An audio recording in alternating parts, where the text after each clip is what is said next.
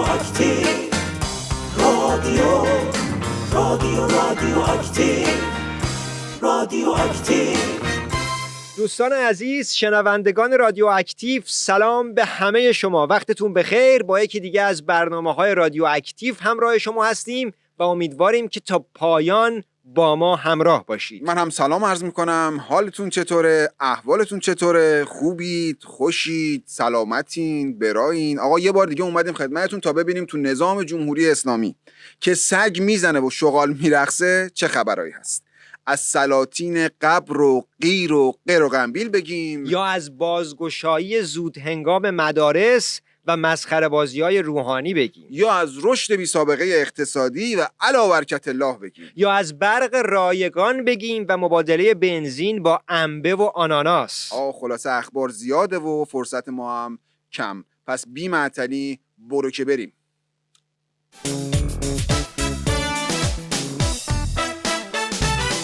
عجب داستانی داریم ما وسط این کرونا و مصیبتاش. یه دفعه گفتم 15 شهریور مدرسه ها باز میشه. آخه چه مسخره بازیه. زنگ بزنم به این مدیر مدرسه ببینم حرف حسابش چیه. آخه با این داستانی که پیاده کرده. الو، آقای کشانی؟ بله جانم، بفرمایید. آقا من پدر ساسان هستم. این داستان بازگشایی مدارس چیه آقا؟ سلام عزیزم. خب بازگشایی شده دیگه، مدارس بازگشایی شده، اقتصاد بازگشایی شده، کلا نظام در حال گشاییشه. آقا جدی دارم صحبت میکنم. الان چطوریه وضعیت کلاس‌ها؟ کلاس‌ها نیمه حضوری، گاهی حضوری، همراه با کمی مجازی، در بعضی از نقاط هم شاهد رگبارهای حضوری همراه با احتمال اندکی مجازی هستیم. یعنی چی؟ بعد معلم‌ها چی؟ معلم‌ها کمی تا قسمتی حضوری همراه با یک توده مدیریتی و یک جبهه ناظمیتی. آقا مگه داری گزارش وضع هوا میدی؟ تو خودت کجایی الان؟ بنده خودم در منزل هستم، کمی تا قسمتی قرنطینه. بعد خود وزیر آموزش پرورش کجاست؟ اگه ایشون نرفته باشن کانادا، احتمالاً ایشون هم توی ویلاشون زیر یک بارش نرم باران در قرنطینه. بعد خود روحانی کدوم گوریه؟ ایشون دیگه زنگ مدارس رو به صورت کاملا غیر حضوری زدن و دیگه تشریف بردن در کاخ ریاست جمهوری، کمی تا نیمه قرنطینه. آها، قرنطینه. بعد ولی فقیه کجاست اون وقت؟ ایشون که هستن هنوز تو شیشن. جسم ناقص ایشون در زیر رگبارهای پراکنده منطقه‌ای، داخلی و بین‌المللی قرار گرفتن و خدمت شما عرض کنم که مردی که ناحسابی بچهای ما رو فرستادین مدرسه، خودتون رفتین تو 7 سوراخ قایم شدین برای اینکه در جریان باشی. یه طوفان خفن در راهه که میزنه اول و آخرتون رو جارو میکنه. یه طوفان کاملا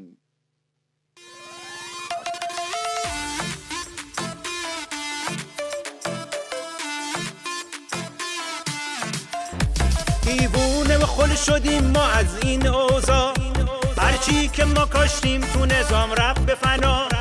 انقدر همه ملت از ما بیزارن که با تیر میزنن سایه ما آخوندا. این روزا ولی فقیه ناامید و بی کسه، واسه فردای نظام و جوری دل و پسه. از صدای اختشاش سیدعلی خسته شده، همه درها به روش شطرق بسته شده.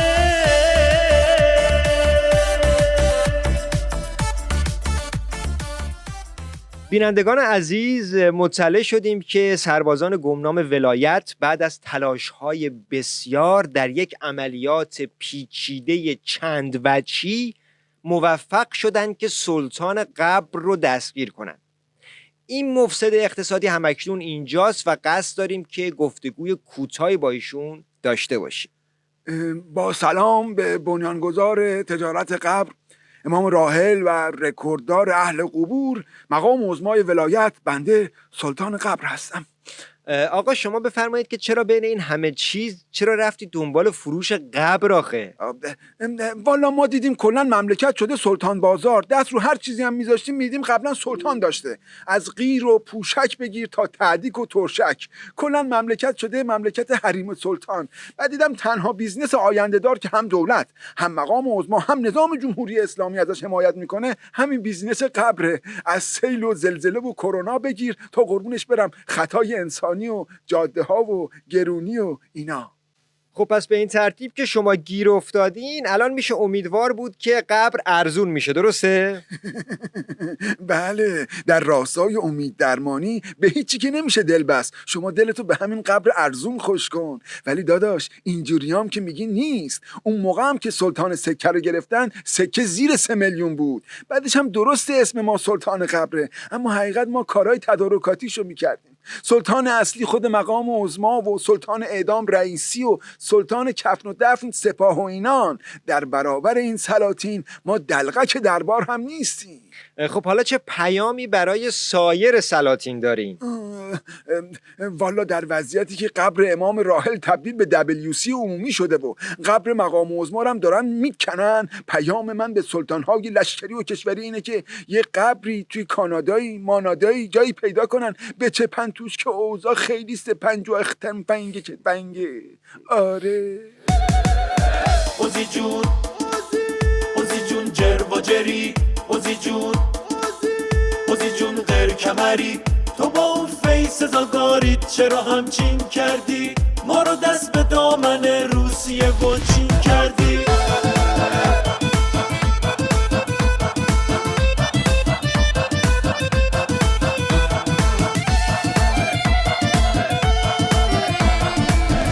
زیر آوار تحریم حال نداری، عظما آش و لاشی، توی خیابونام که تار و ماری، عظما آش و لاشی، زدن هاش قاسمت رو ترکوندن، عظما آش و لاشی، ابو مهدی مهندسم نداری، عظما آش و لاشی، عظی جونمون از خشم مردم، عظما آش و لاشی، میگن باید بشی از مملکت گم، عظما آش و لاشی، عظی جون بیا بلکن فرار کن، عظما داغونی تو، فری رو هم روی ولاق سوار کن، عظما داغونی تو.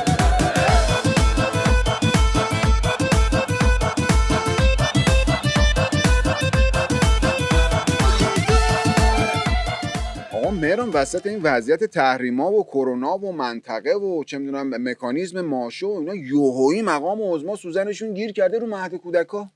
والا حالا چی گفته؟ چی گفته؟ مهد کودکا چرا کنترل نمیشن؟ غیر اسلامی ان، باید بچه‌ها رو درست حسابی پرورش بدن و از این مزخرفات. این الان منظورش اینه که یه عمامه میخوان بزنن رو سر مهد کودکا دیگه. آره دیگه احتمالاً همینه. یا تنها تپه‌ای که مونده بود از دست مقام عظما در رفته بود همین تپه مهد کودکا بود که اونم دیگه فتح شد. من نمیفهمم مثلا الان این که میگه مهد کودکا باید ولایی بشه اسلامی بشه یعنی چی؟ چون مثلا ما بچه بودیم میرفتیم مهد کودک بعد به مربیمون میگفتیم خاله مرضیه، عمو هوشنگ.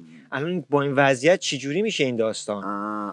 احتمالاً الان دیگه چی دیگه، بچه صبح میره مهد کودک عوض خاله مرضیه و عمو هوشنگ یه یارو میاد با 4 قبض ریش، یه جای ترقم رو پیشونیش، اسمش هم هست حجت الاسلام و المسلمین شیخ عبدالحسن مصباح یزدی دامت برکاتو. خب بچه درجا سنکوب میکنه که آخه مهد کودک و چی کار دارن؟ آخه ما میرفتیم مهد کودک شعر میخوندیم، توپلویی هم توپلو میخوندیم، شاپرک میخوندیم. الان دیگه صبح به صبح 2 خط از صحیفه نور امام راحل رو میخونین، بعدم نوحه خوانی حاج میثم مطیعی، بعدم دیگه سینه زنی و روزه خونی تا آخر شب. بزن. بعد بازی‌ها چی میشه؟ میرفتیم سرسره بازی میکردیم، خمیر بازی میکردیم، از این لگوها درست میکردیم. اونا هست منتها آره دیگه از اون خمیراش نیست. خمیر 34 بهت میدن، دینامیت بهت میدن، بمب دستاس هست، اصلا بچه‌ها رو آماده میکنن برای دفاع از حرم. بعد آخه یه اردویی داشتیم، سوار اتوبوس میشدیم، شعر میخوندیم، میرفتیم جنگل، رودخونه، سینما. والله به خبرایی که من دارم الان اتوبوس هم هست، منتها مسیرش یه ور دیگه است، میره سمت فکه و شلمچه و راهیان نور و زور و ای خدا. بعد آینده این بچه چی میشه؟ بچه‌ای که مهد کودکش این باشه بزرگ بشه چی میشه؟ احتمالاً چی دیگه میشه، کاندید خبرگانی، فقهای شورای نگهبانی، مجلس شورای اسلامی، چیزی اینجوری باشه. خدا به خیر بگذره ان شاء الله. بادم جان اولین عشق بلایی منی، بادم جان تو بسیجی و سپاهی منی، بادم جان میوه مشکی جالیزه ولی، بادم جان اقتدا کردی تو به سید علی. یادگاری ز امام خفنی بادم جان تو کلید دولت شیخ حسنی بادم جان تو سیح پوش عراق و یمنی بادم جان نور بابای ولایت تو همان شام منی بادم جان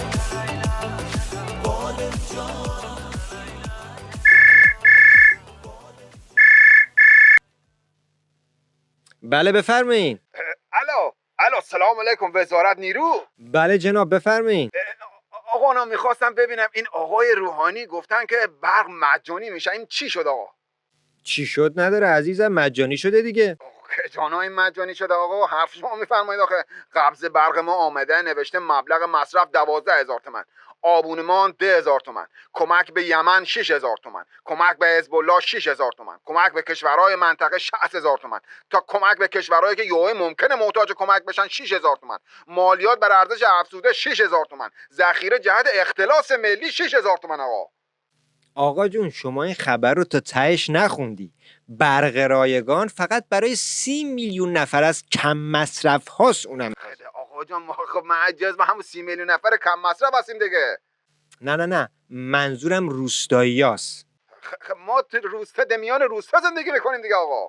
ببین برادر من، منظور کساییه که برق رو دیگه برای ماشین لباسشویی و تلویزیون و کولر و اینا مصرف نمیکنن. آقا نه به هر کی میپرسیم ما هیچ کدوم از اینا رو نداریم که ما نه کولر نداریم، نه تلویزیون داریم، نه لباسشویی داریم، ما فقط یه لامپ داریم دمیان خانه ما. همون دیگه. ببین پس شما مصرف کننده ای دیگه. این برق رایگان مال کساییه که اصلا سیم کشی نشده خونشون. این اون دستاورد بزرگ دولته. یعنی کسایی که برق ندارن بابت برق نداشته لازم نیست دیگه پول بدن. ده من حالا فهمیدم که آقا واقعا چه دستاوردی هسته، واقعا چه پیشرفتی هسته. ببخشید جناب یه لحظه شما این گوشی دمیان دستتان داشته باشید. ببخشید این اتاق فرمان این میکروفون رو قطع کنید، صدای بوغرم آماده کن. آقا من کله پدرت مقام عظما و روحانی که اون نفهمید ولی بیننده ها فهمیدن.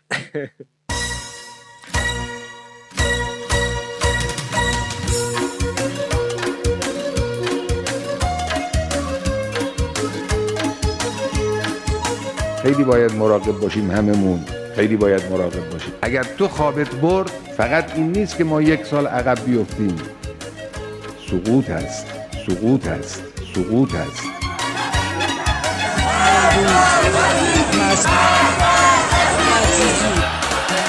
عظما جون بدجور حالم، میدونی خیلی پتالم، هرچی بادم جون عالم، کاشته شد تو چش و چالم.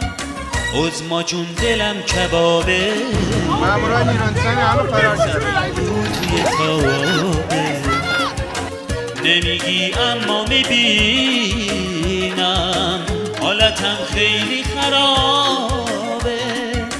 عظما جون چیزی بگو، حرفی بزن، بگو تو رو به خدا این خماری چیه؟ تو حواست جای دیگه است، تو خودت نمیدونی به خدا، نمیدونی به خدا. عظما جون جون امام حرفی بزن، بگو تو رو به خدا این بلا چیه؟ تو خماری پای منقل، تو خودت نمیدونی به خدا، نمیدونی به خدا، نمیدونی به خدا، نمیدونی به خدا.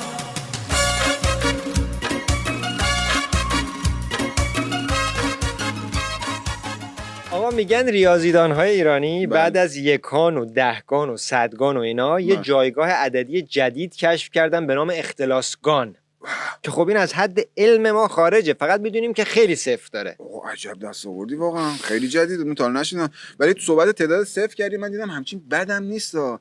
من خودم توی فروشگاه کشور خارجی 1,000 تومانی از جیبم افتاد. 40 نفر دویدن دنبالم که آقا وایسا بیا اسکناس از جیبت افتاده.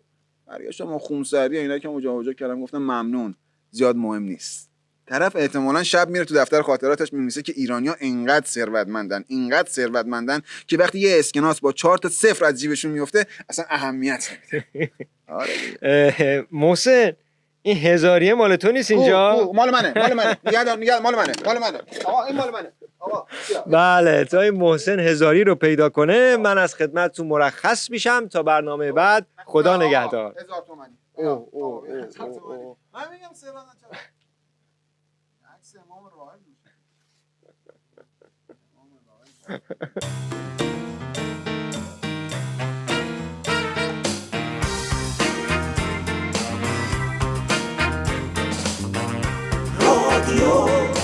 رادیو اکتیو،